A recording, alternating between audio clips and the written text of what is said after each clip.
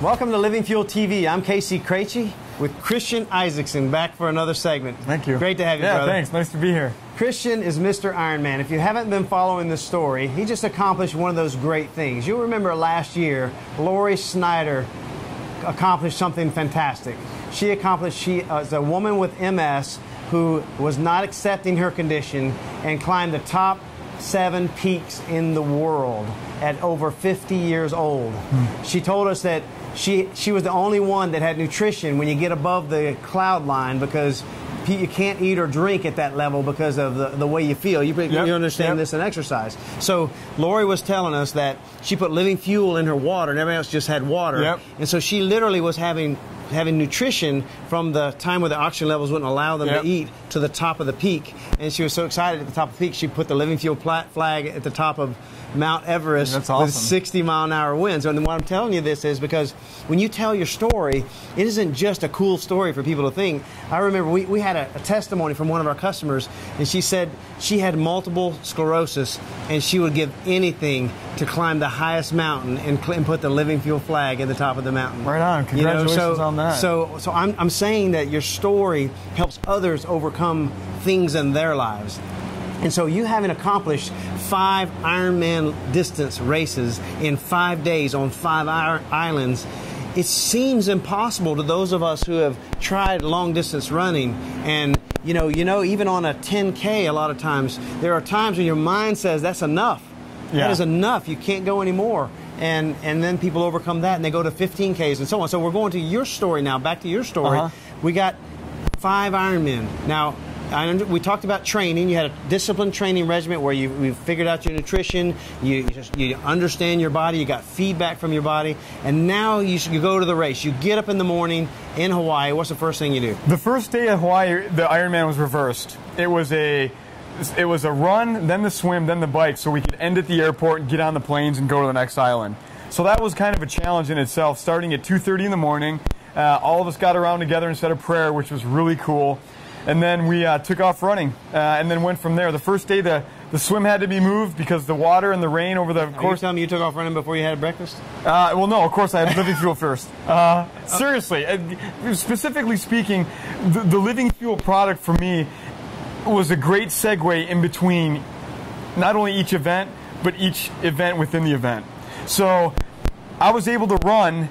I was able to do a nice steady 4-hour marathon, which is pretty slow, pretty consistent, with a full belly of Living Fuel. And I do fuel normally before a run. I'll eat, my nutrition's pretty dialed. I'll have a bowl of oatmeal maybe and some coconut milk, something that's light on the stomach, because remember, on the Epic 5, my heart rate isn't getting into my higher zones where I have to start worrying about fluid shunting and shifting and osmosis. So I was able to constantly keep nutrition in my stomach. Had it always been solid food, there's no way I would have been able to do it. I would have been able to do it, but there's no way I would have been able to feel as comfortable as I did knowing that I had a Coca-Chia bar in my stomach, or the Coca-Chia sprinkle snack mix. The snack mix. It was satiating. It made me feel good, and you know, your mind and your body, or your mind and your stomach, neurologically are closely interconnected. You know that better than I do. So there's a peace of mind there. For one, knowing I always had a bar with me, and number 2, knowing after the run, before the swim, I was going to down my protein and my superberry. And then during the bikes on most days, I figured 7 hours on the bike, which is about 2 hours longer than a normal Ironman. So around 3.5 hours, I would have my recovery drink, which would be Living Fuel mixed with my malto. I use maltodextrin. And then it would be accompanied with avocado sandwiches, bananas. Sometimes I would have pretzels. I would need that. I would just need the shifting of texture in my mouth, along with my water. The salts were taken care of. I think sodium is a big misnomer in endurance sport. We don't need as much as people say we do, and people usually overdo that. It could be dangerous. It could be very dangerous. Particularly on 5 races like that. And that's a whole other subject in and of itself. Specifically speaking, for my fueling needs throughout the course of the 5 days, it was nice to know. And I think the other cool thing is, it helped me sleep. I mean, not that I needed any help sleeping during the... I went from, the first night was 5 hours to 4 hours to 2 hours to 2 hours to 2 hours. Sleep? Yeah. 3 hours to 2 hours to 2 hours. Before Kona, which was the last Ironman, I had just over 2 hours of sleep. And I know there's many pieces involved, but I have never felt stronger in my life on Kona. Put it this way, with Epic 5, I've done a total of 10 Ironmans. The last Ironman that I did in Epic 5 was only 20 minutes slower than the first Ironman I did in Florida back in 2006. And that was going into it solo. So I did... The fifth Ironman. Yep. Was faster, was 20 minutes, only 20 minutes slower. And granted, I wasn't hammering all 5 days, but the last day in Kona, I had so much reserve. When I hit the bike, I'm like, I'm going to see what I have. And...